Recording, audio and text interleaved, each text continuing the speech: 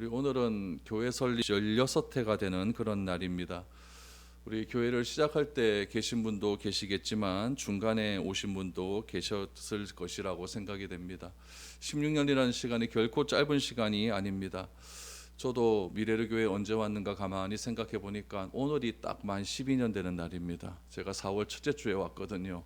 그래서 딱 12년 되는 날입니다. 우리 교회를 생각하고 우리의 삶을 가만히 평가해 볼 때 우리는 눈에 보이는 어떤 성과와 결과를 통해서 지난 시간들을 평가를 합니다. 여러분 16년이라고 하는 시간 속에서 우리의 삶을 평가해 본다면 여러분 어떤 평가를 내릴 수가 있겠습니까? 우리의 평가는 훗날 주님께서 다 하실 것입니다. 우리가 평가하는 것은 무엇을 평가하느냐? 어제의 나와 오늘의 나를 평가하는 겁니다. 나 자신을 평가해서 어제의 나보다 오늘의 내가 얼마만큼 하나님의 뜻에 맞는 삶을 살아왔는가를 평가하는 것이지, 다른 사람을 평가하고 다른 사람의 단점을 지적하는 그것은 우리가 해야 할 일이 아닙니다. 내가 성숙해지고 내가 어떤 믿음의 삶을 살고 내가 말씀의 뿌리 깊은 그리스도인으로서의 삶을 살아가고 있다면 여러분 교회는 주님이 기뻐하시는 그런 아름다운 교회가 될 것입니다. 교회에 대한 평가는 사람이 하는 것이 아니라 하나님께서 하십니다. 우리 요한계시록에도 보면 7교회에 대한 평가를 할 때에 예수님께서 평가하시는 기준은 얼마만큼 주님을 닮아왔는가, 얼마만큼 말씀의 깊은 뿌리를 내리는가, 그것을 가지고 평가하는 것이지 교회를 세상의 가치와 세상의 잣대를 놓고 평가하지는 않았다는 사실입니다. 그러므로 우리가 이 설립주의 기념주의를 맞이해서 내가 스스로 생각해야 될 것은 무엇이냐면은 내가 얼마만큼 성숙한 그리스도인으로서의 삶을 살아가는가, 거기에 집중을 하시면 되는 겁니다. 다른 것에 집중할 필요 없고 내가 성숙한 그리스도인으로서 잘 살아가고 있다면 교회는 주님이 기뻐하시는 그런 아름다운 교회로 성숙해져 가고 변화되어 갈 것입니다. 오늘 이 본문의 말씀을 통하여서 우리가 얼마만큼 성숙한 그리스도인으로 살아갈 수가 있고 또 얼마만큼 성숙한 교회가 될 수 있는가를 우리가 한번 생각해 볼 수 있는 그런 시간들이 되었으면 좋겠습니다. 우리가 이해할 수 없는 일들을 만나게 되면은 굉장히 복잡한 감정에 시달리게 됩니다. 그 두 가지의 감정을 감정을 두 가지로 우리가 정리를 해볼 수가 있을 것이죠. 하나의 감정은 어떤 감정이냐면 호기심입니다. 호기심이라는 감정이 올 수가 있고, 또 하나의 감정은 두려움이 올 수가 있습니다. 내가 이해할 수 없고 경험할 수 하지 못했던 일이 나에게 발생했기 때문에 호기심이 발생할 수가 있는 것이죠. 내가 이해할 수 없고 경험되지 못한 일이 내 앞에 펼쳐지게 되면은 또한 어떤 결과가 나에게 올 것인가에 대한 두려움이 올 수도 있습니다. 그래서 두려움 때문에 아무것도 하지 못하는 그런 일들이 일어날 수 있는 것이죠. 여러분, 호기심과 두려움이 내 가운데 일어나게 된다. 그러면 어떤 사람은 막 분노를 하게 됩니다. 왜 내가 생각하지도 못하고 상상하지도 못했던 이런 일들이 나에게 일어났는가에 대해서 분노하고 화를 내고 절망하는 그런 사람들이 있을 수가 있죠. 그러나 어떤 사람은 이 호기심과 이 두려움이 내 안에서 조화를 이루어서 그 일에 대한 분석을 하고 행동을 하고 그 일을 어떻게 해결할 수 있을까 참여하는 그런 일을 하는 사람들도 있습니다. 오늘 본문 말씀, 이 사도행전에서 나타난 이 교회가 처음 탄생했을 때 어떤 반응이 일어났느냐? 호기심적인 반응이 일어났고 두려움적인 그런 반응이 일어났습니다. 왜냐하면 이해하지 못하는 일들이 일어났기 때문에 그렇습니다.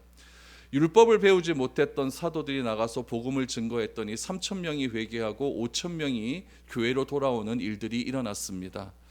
평생 안전뱅이로 살았던 사람이 베드로의 말 한마디에 그가 기뻐 뛰며 찬송하며 펄떡펄떡 뛰어다니는 그런 일들이 일어나게 되었습니다. 그 당시에는 사유재산이 인정되는 그런 시기였는데, 사유재산이 인정되는 시기에 자기 재산을 서로 공유하고 또 어떤 이들은 자기 재산을 팔아서 사도들의 발 앞에 내려놓는 그런 일들도 일어나게 되었습니다. 아나니아와 삽비라라고 하는 사람은 자기 재산을 팔아 헌금하기로 했는데 결정한 것 중에 일부를 감추어 두고 드렸다가 이 부부가 3시간의 시간 간격을 두고 그 안에서 바로 즉사하는 그런 일들이 일어나게 되었습니다. 여러분, 제가 말씀드린 이런 일들은 그 당시에 살았던 사람들이 경험하지 못했던 일이었습니다. 그렇기 때문에 어떻게 교회에서 이런 일들이 일어나게 되었는가? 교회에서 사람들이 은혜를 받고 성령 충만을 받았는데 그 사람을 통해서 어떻게 이런 일이 일어나게 되었는가? 두 가지 반응이 나오죠. 호기심이 일어나게 되고 두려움이 일어나게 되었다라는 거죠. 그러면서 어떤 사람들은 분노하게 됩니다. 어떻게 사람들을 이런 일을 통해서 사람들의 마음을 빼앗을 수 있는가라고 분노하는 사람들이 있었습니다. 그들은 누구였냐면 바로 바리새인들과 종교 지도자들이었죠. 그러나 또 한 무리의 사람들은 이러한 일을 통하여서 과연 교회가 무엇이고 교회가 어떤 단체이고 어떤 모임이기에 하나님께서 이러한 일들을 행하시게 하였는가, 교회가 도대체 무엇인가에 대한 논의를 하기 시작을 한 것입니다. 여러분, 교회의 본질은 사람의 많고 적음에 있지 않습니다. 교회의 본질은 내가 헌금을 얼마나 많이 했느냐 안 했느냐 거기에 나타나는 것이 아닙니다. 여러분, 교회의 본질은 어디에 있느냐? 거룩에 있습니다. 교회의 본질은 얼마나 말씀이라고 하는 기초와 진리 위에 서 있는가, 거기에 교회의 본질이 있는 것입니다. 왜냐하면 교회는 진리 위에 세우기로 결단한 하나님의 결정이기 때문에 그렇습니다. 그래서 교회는 베드로의 신앙 고백 위에 내가 내 교회를 세우겠다라고 하는 예수 그리스도의 신앙적인 결정이 있었기 때문에 교회는 철저하게 거룩이라고 하는 진리라고 하는 그 본질 위에 서 있어야 하는 것입니다. 그래서 교회는 진리 위에 서 있고 교회가 거룩함을 지켜 능력을 소유할 때에 성령님께서 일하시는 것을 교회 안에서 경험할 수 있게 되는 것입니다. 초대교회에서 일어났던 이런 놀라운 충격적인 사건은 바로 이 진리라고 하는 본질 위에 서 있었기에 그 교회가 거룩함을 유지할 수 있었고 성결한 능력을 소유할 때 성령께서 역사하셨기에 오늘 제가 말씀드렸던 이런 놀라운 일들이, 한 번도 경험하지 보지 못했던 일들이 그들 눈앞에 펼쳐지게 되었다라는 이야기죠. 이것이 여러분 초대교회 때 일어났던 이 일들에 대한 해석입니다. 오늘 교회 설립 기념주일을 맞이해서 여러분, 교회의 존재 목적과 우리의 신앙의 기초를 과연 어디에 두어야 되는가 다시 한번 점검할 수 있기를 바랍니다. 여러분, 이런 의식이 없다면 우리가 예배 드리는 것도 다 의미가 없는 것이고 말씀 듣는 것도 소용이 없다는 이야기입니다. 왜 내가 교회를 추구해야 되고 왜 내가 교회가 되어야 되고 내가 어느 곳에 있든지 왜 교회로서의 삶을 살아야 되겠는가, 무엇을 추구하며 살아가야 되겠는가, 이러한 분명한 목적과 본질이 없다고 한다면 우리가 여러분 교회 나와 예배 드리는 이유가 무엇이 있겠습니까? 오늘 여러 가지 성경에서 교회에 대한 이야기가 많이 나와 있겠지만 오늘 사도행전 5장에 나오는 이 짧은 본문의 말씀을 통하여서 이 초대교회 때 과연 교회는 무엇을 추구하며 살았는지를 우리가 한번 살펴보면서 우리 미래로 교회도 이런 것들을 추구하며 나아갈 수 있는 그런 복된 교회가 될 수 있었으면 좋겠습니다. 그렇다면 초대교회가 추구했던 교회는 과연 어떤 교회였을까요? 첫째, 한 마음을 가지는 교회가 되기를 추구했습니다. 한 마음을 가지는 교회가 되기를 추구했다. 12절 말씀을 보시죠. 사도들의 손을 통하여 민간의 표적과 기사가 많이 일어나매 믿는 사람이 다 마음을 같이하며 솔로몬 행각에 모였다라고 말씀하고 있습니다. 무엇이라고 먼저 출발을 하고 있냐면 사도들을 통해서 표적과 기사가 나타났다라고 말합니다. 여러분, 교회가 거룩한 능력을 갖추고 하나님의 임재가 나타나자 드러나는 현상이 무엇이었냐면 기적이 일어났다라는 이야기죠. 오늘날에는 이 기적에 대한, 표적에 대한 해석이 두 가지로 나뉘어지고 있습니다. 첫 번째 해석은 무엇이냐면은 과학적으로 증명되지 않는 기적은 없다라고 말하는 사람들이 있습니다. 물이 어떻게 포도주가 될 수가 있고 어떻게 무리를 걸어서 올 수가 있고 물고기 2마리와 보리떡 5개를 가지고 어떻게 5,000명을 먹일 수가 있고 죽은 자가 어떻게 다시 살아날 수 있는가, 여기에 대해서는 과학적으로 증명된 일이 없기 때문에 이런 것들은 빼야 된다라고 말하는 사람들이 있는 것이죠. 그래서 신화적인 이야기를 가지고 사람을 현혹하고 미혹해서는 안 된다라고 말하는 그런 교회들이 실제로 존재합니다. 그러나 여러분, 사도행전의 저자인 누가는 기적을 부인하는 사람 앞에서 두 가지의 책을 씁니다. 첫 번째 책은 누가복음, 두 번째 책은 사도행전입니다. 이 누가복음과 사도행전을 통하여서 교회가 도대체 무엇인지 궁금한 사람들, 또한 기적이 도대체 무엇인지 궁금해했던 가장 대표적인 인물, 데오빌로라고 하는 사람입니다. 그 사람에게 편지를 쓰기 시작했던 것이죠. 그래서 누가복음과 사도행전은 똑같이 데오빌로라고 하는 사람에게 편지를 쓴 누가의 복음의 핵심입니다. 여러분, 이런 데오빌로에게 상세하게 검증을 한 겁니다. 세밀하게 관찰을 하는 것이죠. 누가는 여러분 직업이 의사 아닙니까? 의사는 굉장히 꼼꼼한 사람이에요. 그렇죠? 꼼꼼한 사람이기 때문에 굉장히 섬세하고 자세하게 이 복음에 예수님께서 행하셨고 사도들이 행했던 일들을 기록하기 시작을 합니다.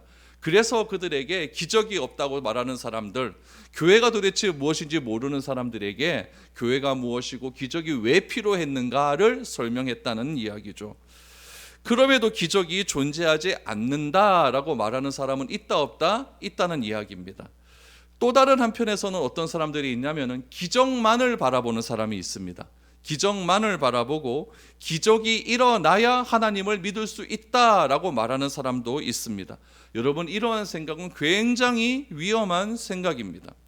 하나님은 기적을 행할 수도 있고 행하지 않을 수도 있습니다. 하나님이 기적을 행한다고 해서 하나님이 하나님이고 하나님이 기적을 행하지 않는다고 해서 하나님이 아닌 것은 아니라는 이야기입니다. 무슨 말이냐면은 기적은 내 뜻에 달려있는 것이 아니라는 이야기죠. 누구의 뜻에 달려있다? 하나님의 뜻에 달려있다는 이야기입니다. 기적을 베푸시는 분도 하나님이시고 누구를 통해서 어떻게 기적을 행할 수 있도록 능력을 주시는 분도 하나님이라는 것입니다. 그러나 어떤 사람들은 내가 원하면, 내가 구하면 기적이 일어나야 된다라고 생각하는 사람들이 있습니다. 여러분들도 어떤 기사를 보아서 알겠지만 아프리카에 있던 어떤 극단적인 목사님 한 분은 자신은 하나님을 믿는다고 이야기합니다. 부활도 믿는다고 이야기하죠. 그래서 산채로 자기를 땅에 묻으라고 했습니다. 묻고 3일 뒤에 나를 다시 꺼내면 하나님께서 나를 부활시켜 주실 것이다 라고 이야기를 했죠. 사람들이 말렸어요. 그러면 안 된다. 끝까지 우기는 겁니다. 그래서 파묻었어요. 3일 후에 다시 꺼냈더니 어떻게 되었을까요? 죽었죠. 여러분, 기적은 내 믿음과 신념이 기적을 일으키는 것이 아닙니다. 내 믿음과 신념이 기적을 일으킨다라고 말하는 사람들이 누구냐면은 뉴에이지를 출발했던 그런 사람들이 내 신념과 자기의 어떤 그 마음의 어떤 그 정리를 통해서 새로운 기적을, 새로운 나라를 만들 수 있다라고 생각을 하는 사람들입니다. 기적은 여러분 하나님께 속한 것이고 기적은 사람에게 속한 것이 아니기 때문에 기적이 나타나는 곳을 항상 조심해야 됩니다. 본문에서 사도를 통해서 기적이 일어났습니다. 그럼 왜 하나님께서 이 사도들을 통해서 기적을 일으켰을까요? 오늘 본문 12절 말씀을 다시 한번 보시면은 사도들의 손을 통하여 민간의 표적과 기적이 많이 일어나매 어떤 사람이? 믿는 사람이 일어났다라고 말합니다. 그러므로 하나님께서 기적을 일으키시는 이유는 무엇이냐? 믿음 때문입니다. 식사를 하다가 여러분 예수님께서 물로 포도주를 2번 다시 만들지 않았습니다.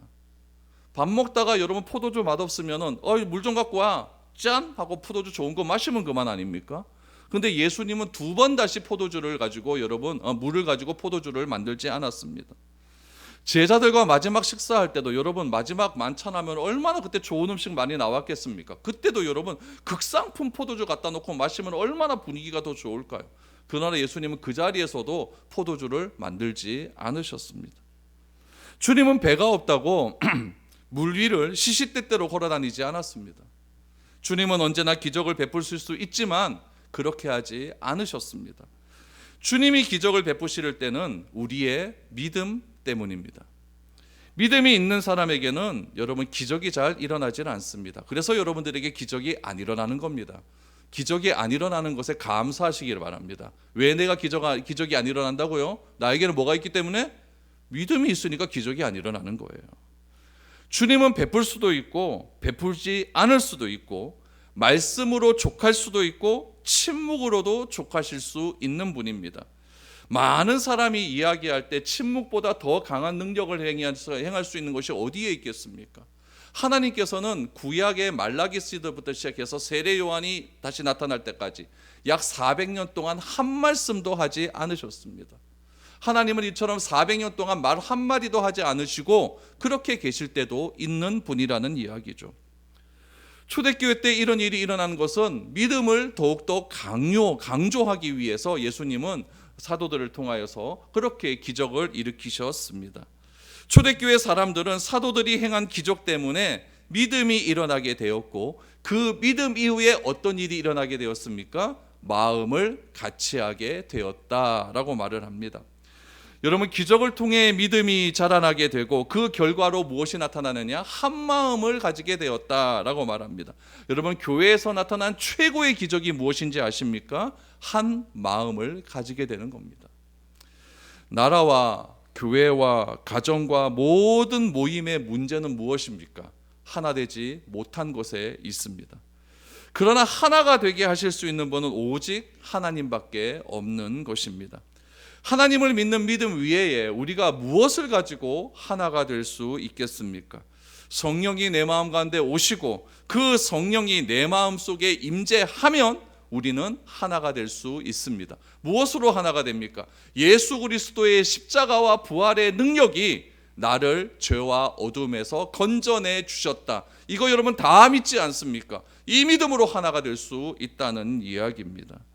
그래서 바로 교회는 무엇을 추구하는 공동체가 되어야 되느냐? 하나가 되는 공동체가 되기 위하여 늘 언제나 추구해야 됩니다. 우리가 오후 예배 시간마다 고린도 전서를 보고 있지만 고린도 교회에 나타난 문제가 무엇입니까? 신앙적으로 하나가 되지 못하는 거예요. 다 사분오열되는 것 아닙니까? 어떤 사람은 바울이 좋다, 어떤 사람은 베드로가 좋다, 어떤 사람은 뭐 그리스도가 좋다, 뭐 이런 식으로 다 교회가 파가 나뉘어서 어려움을 겪지 않습니까? 그것만 있습니까? 은사에 대해서, 부활에 대해서, 여러 가지 문제에 대해서 자꾸 나뉘어져 버리니까 교회가 굉장히 어지럽고 시끄러워지는 것 아니겠습니까? 그러므로 교회가 가장 먼저 추구해야 될 것은 무엇이냐? 하나가 되는 일을 추구해야 된다는 이야기예요. 그래서 예수님도 요한복음 말씀에 보시면은 예수님께서 마지막 만찬을 하시기 전에 굉장히 긴 다락방 강화가 나와요. 다락방에서 예수님께서 마지막 유언적으로 하시는 말씀이 나오는데 그 말씀 속에서 하나가 되는 것을 굉장히 강조했다라는 것을 알 수가 있습니다. 예수님께서 하나님께 기도합니다. 어떻게 기도합니까? 요한복음 17장 21절 말씀을 보시면 아버지여, 아버지께서 내 안에, 내가 아버지 안에 있는 것 같이 그들도 다 하나가 되어 우리 안에 있게 하사 세상으로 아버지께서 나를 보내신 것을 믿게 하옵소서. 우리 안에 하나가 되게 하사 하나가 되는 이를 통해서 세상이 우리가 하나님께서 예수님을 보낸 것을 알게 해달라고 말씀하고 있습니다. 이 얘기는 무엇이냐면 세상은 절대 하나가 안 된다는 얘기예요.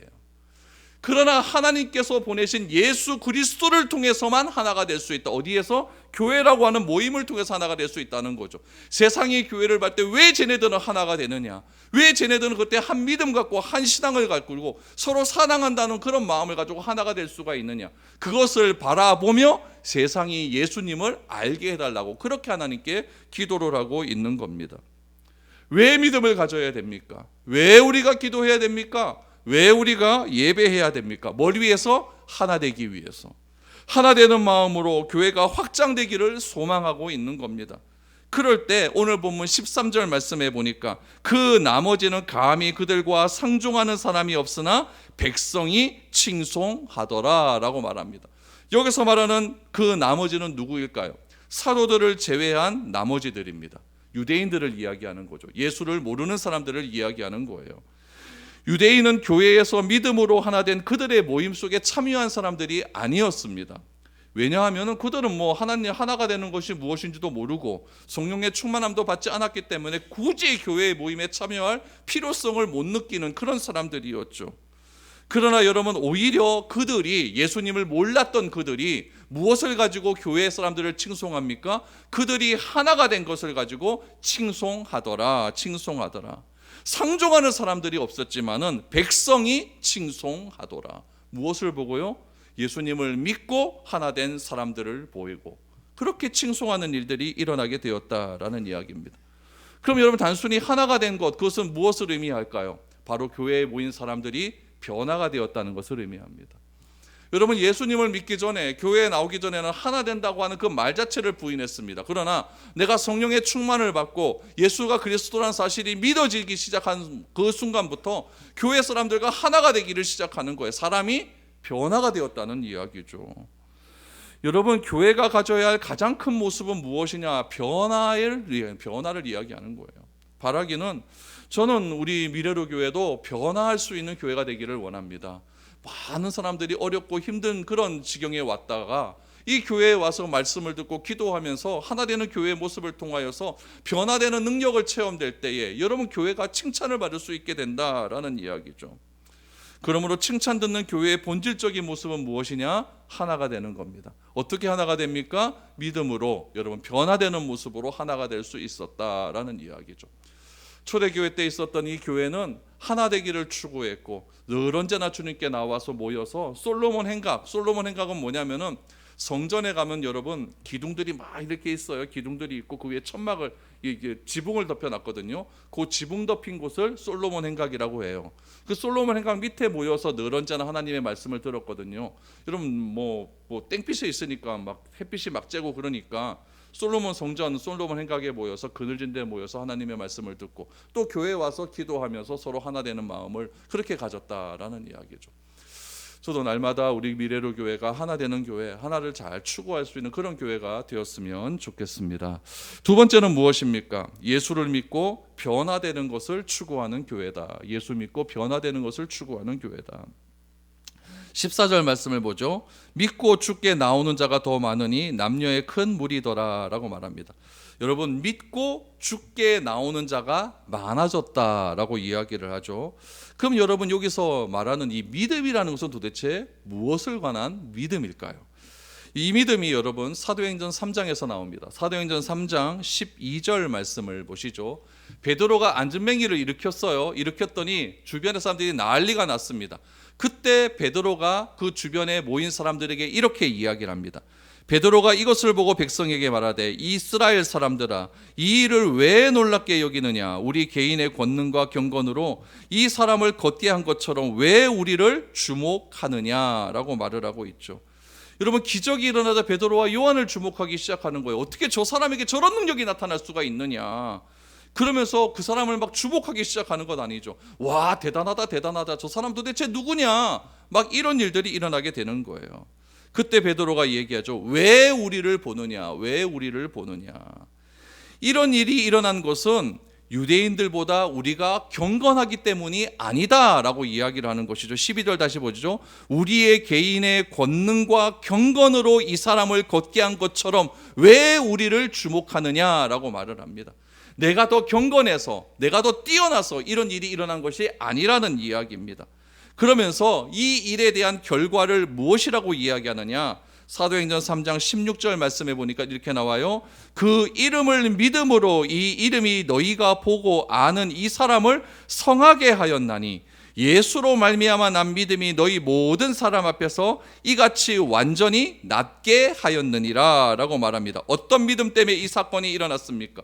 내 마음대로 믿는 믿음이 아니라, 내가 추구하는 믿음이 아니라 예수 그리스도 때문에 일어난 믿음, 내가 원해서 나타난 것이 아니라 예수 그리스도로 말미암아 일어난 것, 그것을 믿는 믿음, 그 믿음 때문에 이 사람이 나을 수 있었다라고 말합니다. 하나님께서 약속하신 것이 나를 통해서 체험되는 믿음이 우리 가운데 경험되어져야 됩니다. 여러분, 세상의 모든 종교는 무엇이냐? 지성이면 감천이라는 그런 믿음이에요. 내가 정성을 들이면은 하늘이 감동해서 내 정성 때문에 내가 원하는 소원이 이루어진다라는 이야기죠. 그래서 사람들은 다 종교를 찾아갑니다. 내가 간절히 구하면 이것이 이루어질 수 있다라고 생각하니까, 여러분, 그 모든 간절히 구하는 것의 중심은 무엇에 있습니까? 나에게 있는 거예요. 내가 얼마나 간절히 구하는가에 있는 거죠.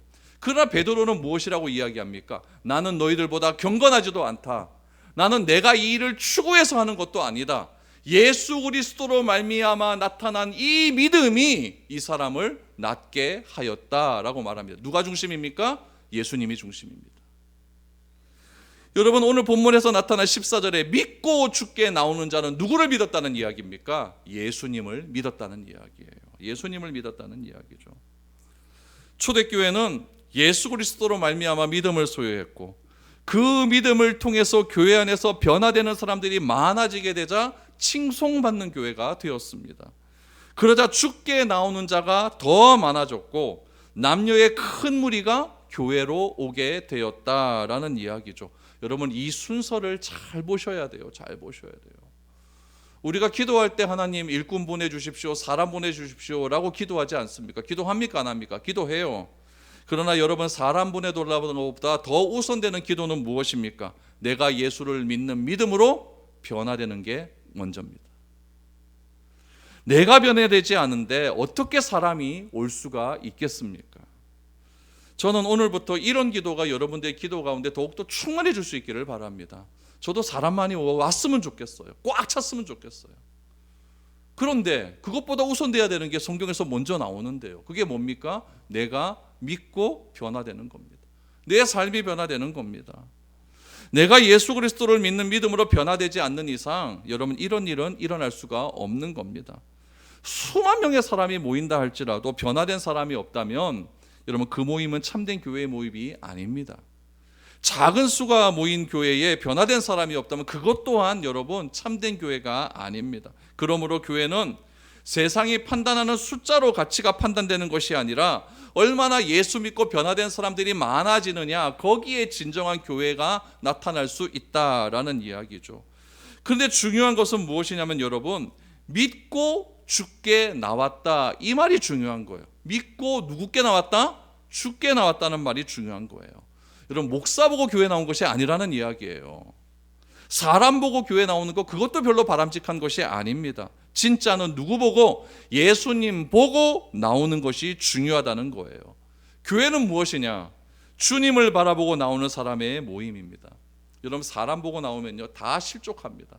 저보고 나오는 사람 다 실족합니다. 다 실족할 수밖에 없어요. 그 믿음의 근거인 여러분 내가 믿는 근거가 예수 그리스도라고 한다면 그 믿음의 근거인 주님을 바라보고 주께 나와야 하는 것이죠. 주님께 나오면 어느 곳에 있든지 여러분 주님을 경험할 수 있는 것 아니겠습니까? 교회에 여러분 유명한 사람이 나오는 것 그거 별로 중요한 것 아닙니다. 참된 믿음은 어디서 드러나느냐? 나를 도와줄 수 없는 상황에 닥쳤을 때 다 드러나게 됩니다. 죽을 것 같은 일을 경험할 때, 내가 아무것도 의지할 것이 없는 상황에 닥쳤을 때 내가 누구를 믿고 있는지 그대로 드러나는 것 아니겠습니까? 이런 상황에서도 흔들리지 않는 그런 믿음을 소유하고 그 믿음을 가지고 내가 주께 나올 때에, 내가 변화된 삶을 살아갈 때에 교회에는 여러분 믿는 자의 수가 더 많아질 수 있다는 이야기입니다. 이것이 여러분 우리가 예수 믿는 믿음의 목적이라는 이야기죠. 우리의 믿음의 근거는 사람이 아니에요. 우리의 믿음의 근거는 예수님이고 그 예수님으로 말미암아 내가 변화되는 삶을 경험되어질 때에 그것이 여러분 교회의 본질적인 목적이 이루어질 수 있다는 이야기예요. 바라건대 저는 여러분들을 통해서 믿는 자의 수가 많아질 수 있기를 바랍니다. 많아질 수 있기를 바랍니다. 좀 제발 좀 많아져요. 좀 많아질 수 있기를 바랍니다. 그렇게 되기 위해서 뭐가 있어야 된다? 내가 변화돼야 된다. 내가 예수 잘 믿어야 돼요. 잘 믿어야 돼요. 직장 가서 세상 가서 친구들하고 만날 때 뭐 하나 변화된 거 없이 니나 내나 다른 게 뭐 있노? 뭐 이런 얘기 들어봐야 여러분 누가 교회 나오려고 하겠습니까? 예수 잘 믿어서 정말 어려울 때 저 사람 진짜 예수 믿는 사람 맞구나 이런 인정받고 그럴 때 여러분 나도 저 사람처럼 나도 예수 믿고 보고 싶겠다 이런 판단 이런 칭찬 들어야 될 것 아니겠습니까? 세 번째로 이 초대교회는 무엇을 추구했습니까? 치유와 회복의 역사를 추구하는 교회였습니다. 치유와 회복의 역사를 추구하는 교회. 15절 말씀 보시죠. 심지어 병든 사람을 메고 거리에 나가 침대와 요위에 누이고 베드로가 지날 때에 혹 그의 그림자라도 누구에게 덮일까 바라고 예루살렘 부근에 수많은 사람들도 모여 병든 사람과 더러운 귀신에게 괴로움 받는 사람을 데리고 와서 다 나음을 얻으니라 라고 말합니다. 다 나음을 얻었습니다. 저는 여러분들도 다 나음을 얻기를 바랍니다. 다 나아야 돼요. 여러분 교회는요 여러분 나음을 경험하는 모임이에요. 그 나음이라는 것이 내 마음속에 있는 아픔과 특히 우리 한국 사람들은 뭐가 많아요? 한이 많잖아요. 한이 많아요. 한이 좀 다 풀렸으면 좋겠습니다. 누구를 통해서? 예수 그리스도의 십자가와 부활의 놀라운 은혜를 통해서요. 그러나 여러분, 아직까지도 아프고 힘들고 괴로워하는 분들이 참 많이 있어요. 그런 분이 볼 때마다 저는 참 안타까움이 있습니다. 저도 기도만 하면요, 기도만 한번 하면 병이 확 나았으면 좋겠어요. 딱 손만 대면 막 암이 막 떠나가고, 막 손만 딱 대기만 하면 막 흰머리가 다 검해지고 막 좀 그런 일들이 좀 일어났으면 좋겠습니다. 저는 이 말씀 준비하면서 이 말씀을 한참 봤습니다. 왜 나는 이런 능력이 안 나타나는가? 제가 12년 전에 우리 교회 처음 왔었을 때요, 많은 분들이 아팠습니다. 진짜 많이 아팠어요. 병이 많이 들었어요. 제가 그때 기도하면서 하나님을 진짜 무지하게 원망했습니다. 하나님, 왜 나를 이곳에 보내주셔서 왜 아픈 사람들하고 같이 목회하게 만듭니까? 이건 좀 아니지 않습니까? 제가 이렇게 얘기했어요. 차라리 저에게 좀 치유의 능력을 주셔서 기도하기만 하면 병이 좀 낫게 해주십시오. 그런데 그런 일은 일어나지 않았습니다. 하나님이 원하시는 것이 그런 방식으로 치유되는 것이 원하지 않았기 때문에 그렇습니다. 아픈 사람이 막 있다가 좀 많이 회복이 됐어요. 회복이 돼서 사람들이 좀 모였습니다. 뭔가 좀 해보려고 그랬더니 코로나가 딱 터지네. 다 나가버렸습니다. 모이는 것 자체가 쉽지도 않았어요. 너무 어려웠습니다. 그때 제가 깨달은 것이 있었어요. 비록 기도한다고 할지라도 기도 많이 했는데 내가 가진 문제가 해결되지 않고 자꾸 늦어진다 할지라도 아픈 몸이 회복되지 않은 것 같아도 그런 상황 속에서도 하나님께서 이 교회를 망하지 않고 버티게 하시는 이유는 주님이 원하시는 것이 분명히 있다. 저는 그것을 알았습니다. 그것이 무엇일까요? 환경 보지 말고 주님만 좀 바라봐라. 주님 좀 신뢰해서는 안 되겠는가? 내가 얼마나 주님을 믿는 척도는 여러분 편할 때 알 수 있는 것이 아니라 위급하고 어려울 때 알 수 있습니다. 나의 주변에서 일어나는 상황과 환경으로 인해서 여러분 주님을 떠나는 일이 없었으면 좋겠습니다. 아무리 어렵고 힘들다 할지라도 우리 주님께서 이런 문제를 가지고 나아가면 반드시 우리를 치유하시고 회복의 능력을 주실 줄 믿으시기를 바랍니다. 하나님의 방법과 하나님의 주권을 존중할 수 있기를 바랍니다. 오늘 우리 주변에 일어나는 여러 가지 일들은요, 내가 원하는 일과는 아무런 상관이 없는 일입니다. 내가 원하지 않는 일들만 일어나고 있습니다. 교회의 어려움과 아픔 동안 내가 원하는 상황 전혀 아니지 않습니까? 그러나 우리가 기도하고 하나님께 전심으로 나아가고 우리가 하나님이 추구하는 교회가 어떤 교회가 될지를 간절히 우리가 바라며 나아갈 때에 하나님께서는 우리가 오늘 본문에 나오는 것처럼 치유하고 회복시켜 주실 줄 믿습니다. 다 나음을 입었더라. 이 말씀이 얼마나 위로가 됩니까? 초대교회에 나타난 그 하나님의 놀라운 역사가 오늘날에는 안 일어날까요? 저는 일어날 줄 믿습니다. 다 나음을 입었더라. 다 나음을 입었더라. 주님께 말씀으로 나오고 믿음으로 나오고 기도함으로 나아갈 때에 하나님께서 우리 교회를 어떻게 치유하시고 어떻게 회복하실까? 여러분 이런 거 참 기대하고 바라보는 것도 참 재미있지 않습니까? 어떻게 치유하실까 하나님께서. 이런 교회가 되어가는 것이 어떤 교회일까요? 진짜 성경적인 교회이고 참된 교회이고 기적을 경험하는 교회이고 그럴 때 세상은 교회를 칭송하게 되는 겁니다. 다른 거 갖고 칭찬하는 것이 아닙니다. 교회 건물 크게 지어 보십시오. 여러분 그거 갖고 칭찬을 하는가? 저런 교회 왜 교회가 필요하는가? 저런 건물이 이렇게 말하는 거 많이 들어보지 않았습니까? 교회 설립주의를 맞이하여서 우리 교회가 성경적인 교회가 되기 위해 추구해야 될 것이 무엇인지를 다시 한번 생각해 보게 됩니다.